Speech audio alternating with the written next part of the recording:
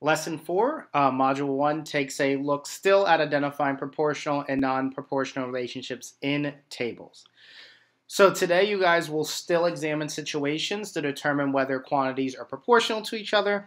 Problem set is always a good check for understanding to make sure you've got it. And then our standard is to recognize and represent proportional relationships between quantities. Class goals, a year and a half growth on our end of year iReady, and at least 80% mastery on learning targets.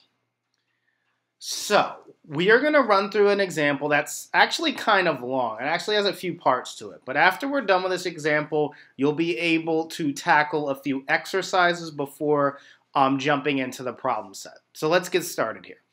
Which team will win the race? You have decided to walk in a long distance race. There are two teams you can join. Team A walks at a constant rate of 2.5 miles per hour. Team B walks 4 miles the first hour. So we have this 4 miles the first hour, and then 2 miles per hour after. Okay.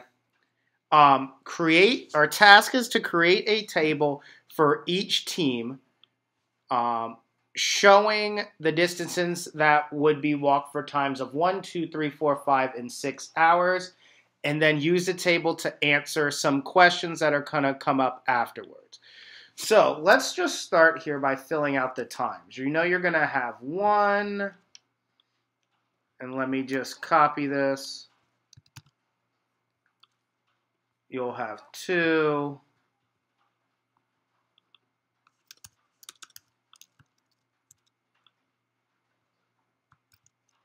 Gonna have 3 down here. And the rest I'm just gonna write in. It'll be a little bit quicker. You're gonna have 4. You're gonna have 5. And you're going to have 6 hours. That came from the question. And I'm gonna do the same here for Team B. 2, 3, 4, 5, 6. Now, I need to fill in their distances. So I'm going to reread the problem to make sure I fill in these distances correctly. Team A walks at a constant rate of 2.5 miles per hour. So what that tells me is each time I multiply my time by 2.5. This is going to be a consistent proportional relationship with a constant of proportionality of 2.5.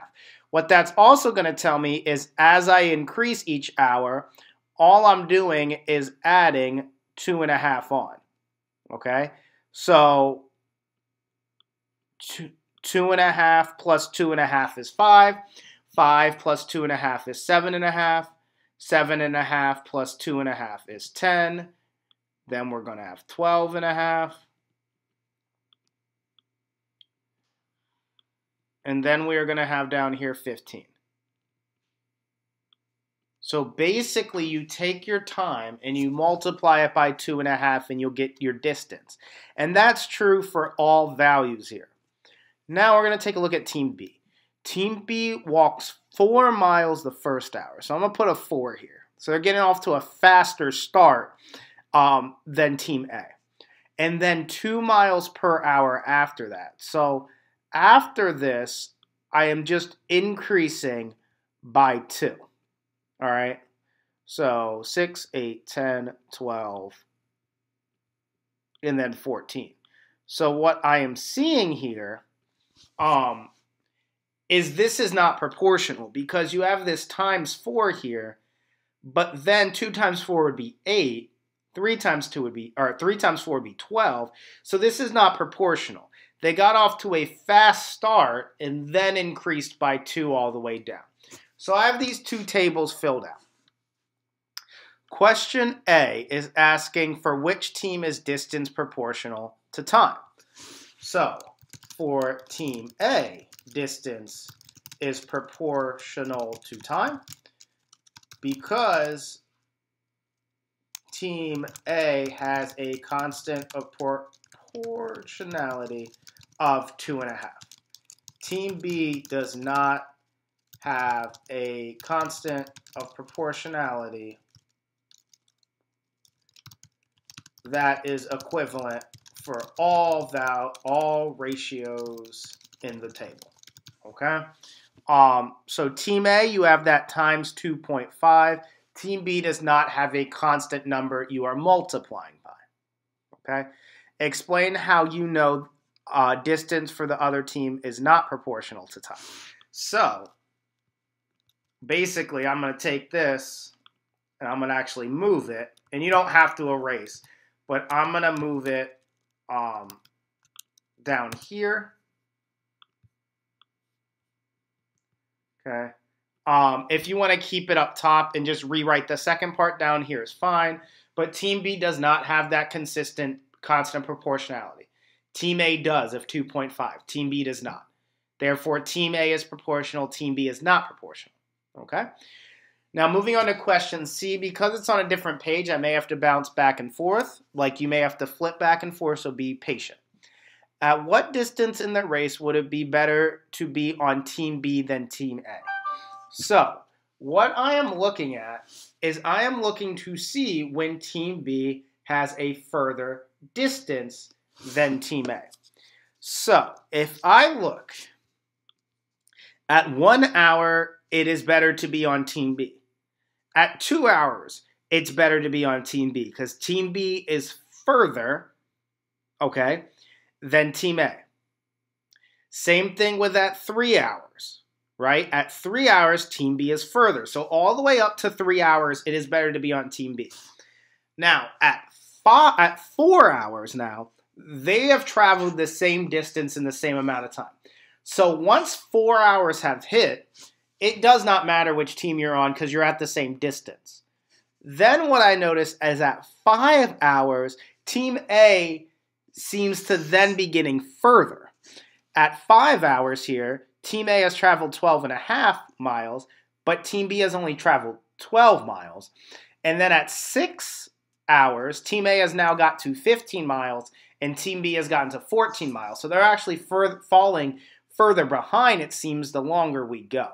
But to answer the question, from hours 1 up to hour 4, so from the start of the race, right before hour 4, it is better to be on Team B. So at what distance in the race? At a distance of up to 10 miles, it is better to be on Team B than Team A because they are taking less time to travel a similar distance. Okay?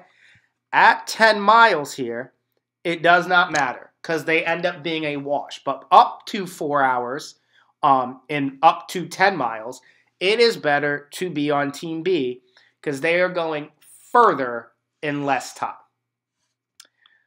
All right. If the members of each team walk for 10 hours, how far would each member walk on each team? So this is actually asking kind of for two answers. Team A and Team B, in 10 hours, how far would each member walk?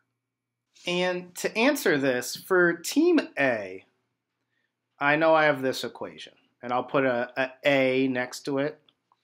We have this equation. Y is 2.5 times x. And in this case, x is our time, right?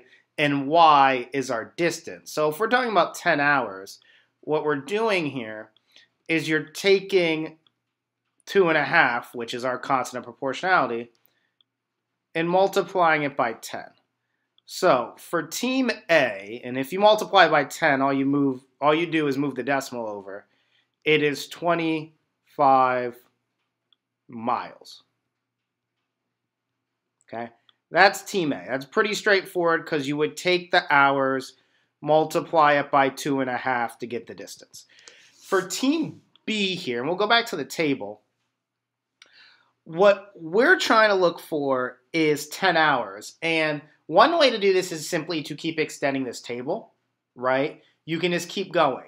So it would be 7, and I'll even add it here, 16. And we're trying to get to 10 hours. So 8 would be 18, 9 would be 20, 10 would happen to be 22. So for B, you would end up with 22 miles. And what we're going to end up being able to do is we're going to end up being able to write equations for non-proportional relationships like B. But for now, really, kind of one of the only strategies we have in our bag is to just extend this table out to 10 hours, and that will get 22 miles. All right, well, there'll always be a winning team no matter what the length of the course and why. Now, that answer is no, and it's no because, and I'll change the color here, right here.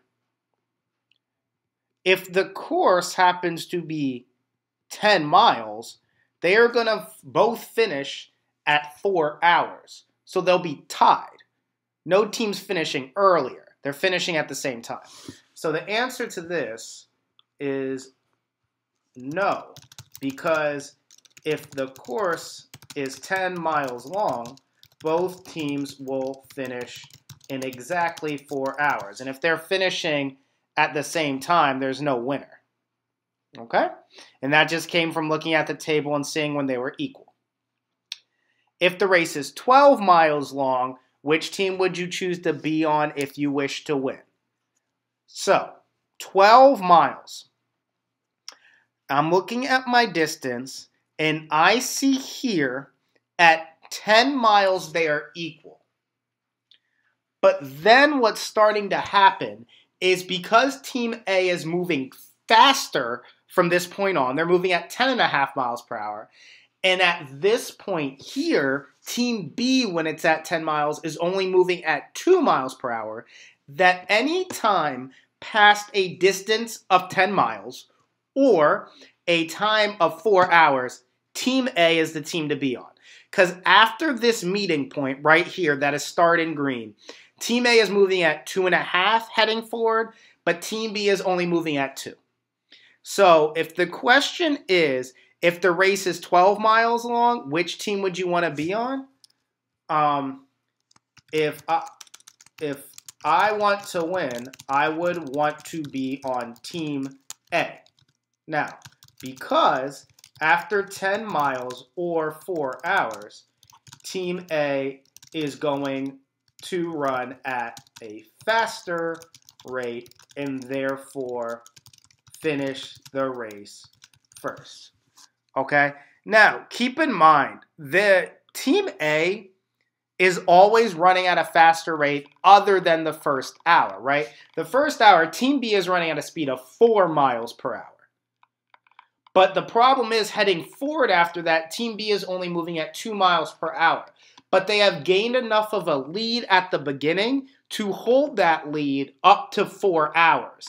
But then after 4 hours, because they're moving at a slower rate, Team A will end up catching them at that 4-hour mark. Okay?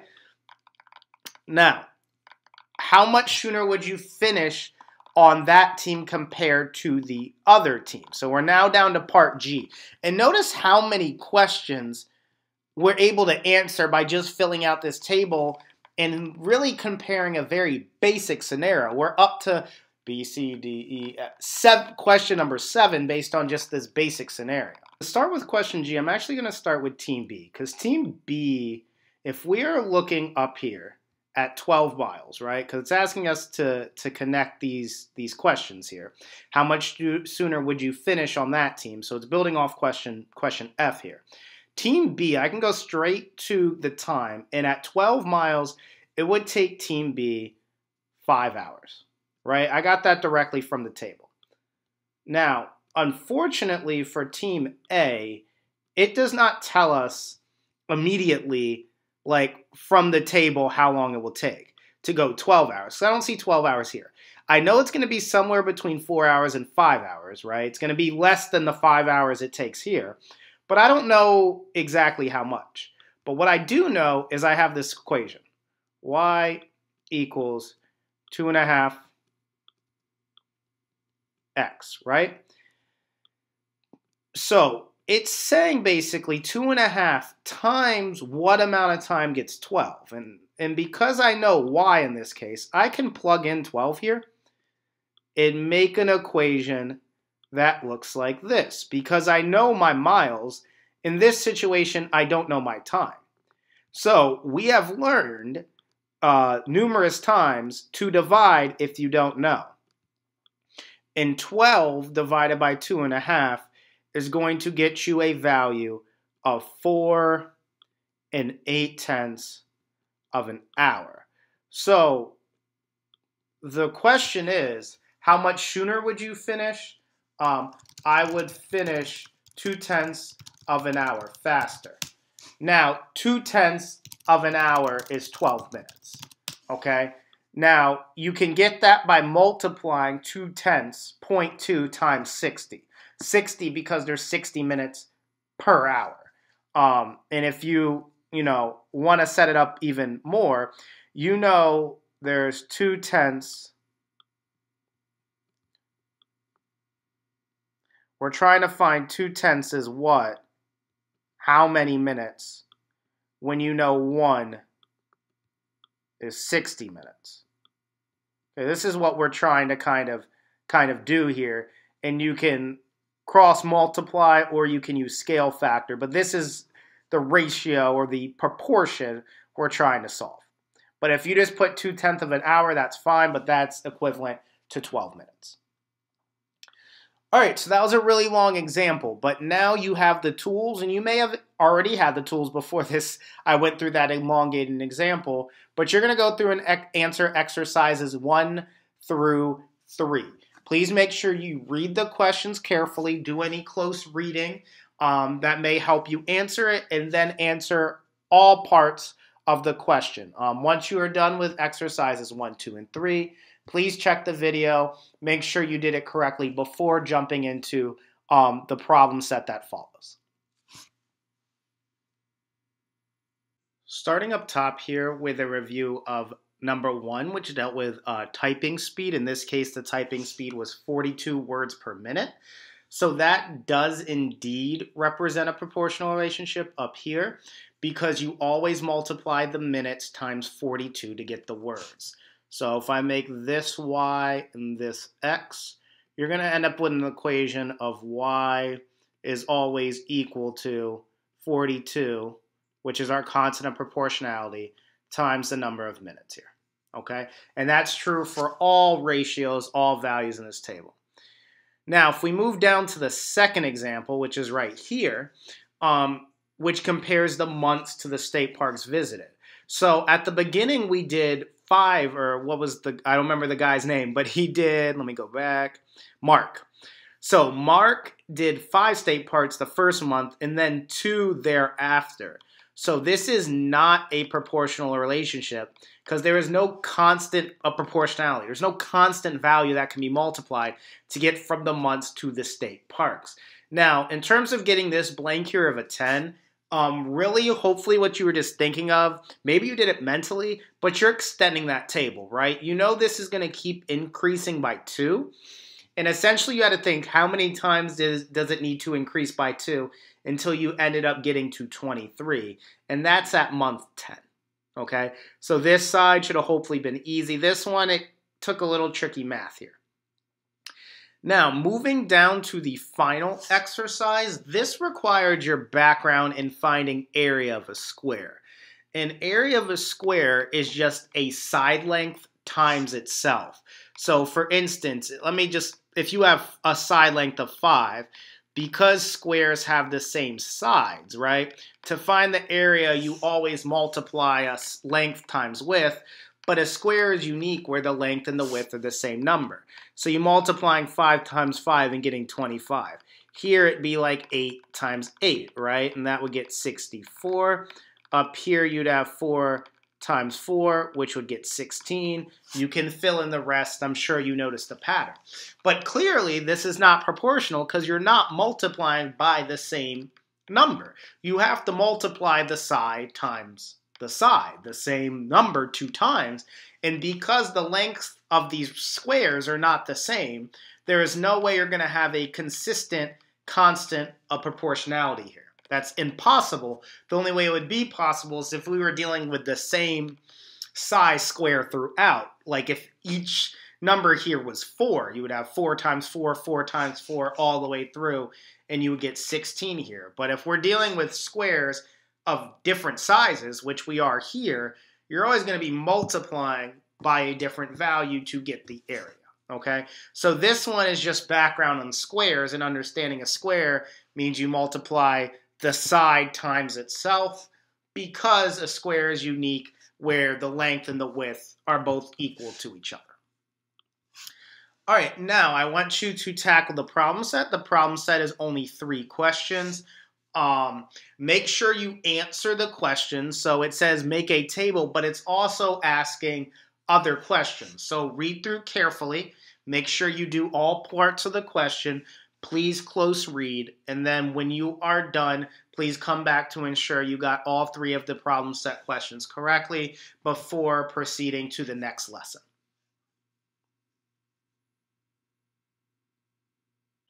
For number 1, this is what the table should have looked like. Now, because they did not give you values for X or Y in this situation, you didn't have to use 1, 2, 3, and 4. I'm just assuming most of you did because it's kind of the starting point here. But even if you use 0, 1, 2, and 3, you would have 0, 0 to start over here, okay? But this is proportional because the value of each ratio is 15. That constant of proportionality is consistently times 15. So you should have filled out the table and then said, yes, it is proportional.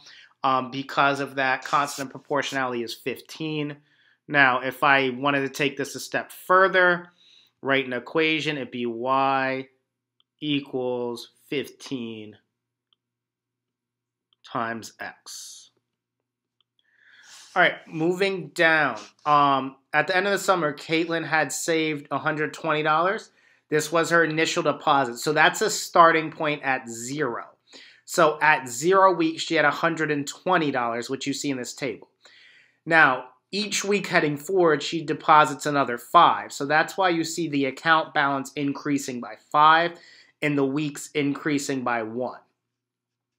Now, this is not proportional. So this is what your table should have looked like. And then you should have answered this is not proportional. There is no constant number you can multiply by. And also, I just want to start here. 0 times any number is 0. Because I see 0 and then I see any number other than 0, I know that's not proportional immediately because you're not multiplying to get to 120, right? 0 times anything is 0. There's not going to be a multiplicative number you can multiply 0 by and get 120. That number does not exist. So I can just look at this first number immediately and tell it's not proportional. I don't even need to compare these other numbers actually, just based on knowing what happens when you multiply numbers by 0, okay? But this is what your table should look like, and this is a sample explanation, but you should have gotten it was not proportional. For number 3, the table that shows Lucas's number of pages read to be proportional to the time. This is times 26 if you're working from the bottom up, or divided by 26, okay? Now, Brianna's is not, because there's not that consistent multiplicative number, okay? That does not exist in Brianna's table, but it does in Lucas's, and Lucas's table is y. If this is y in this case, and this is x, y is going to equal 26x.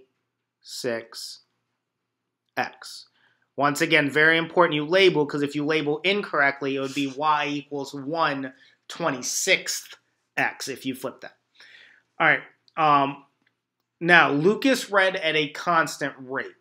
So the different strategies, Lucas read 26 pages per hour every time or without fail.